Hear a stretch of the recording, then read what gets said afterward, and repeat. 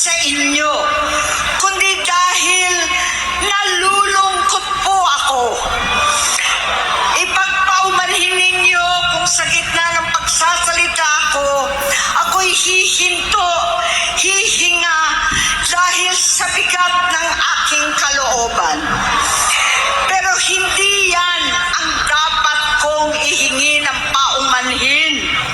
Hindi yan ang kasalanan ko sa bayan na dapat ihingi ko ng tawad. Narito po ako dahil sa tawag ng Iglesia ni Cristo para sa transparency, accountability at hustisya. At dahil sa tawag ng sarili kong konsensya, bilang senador, bilang kapatid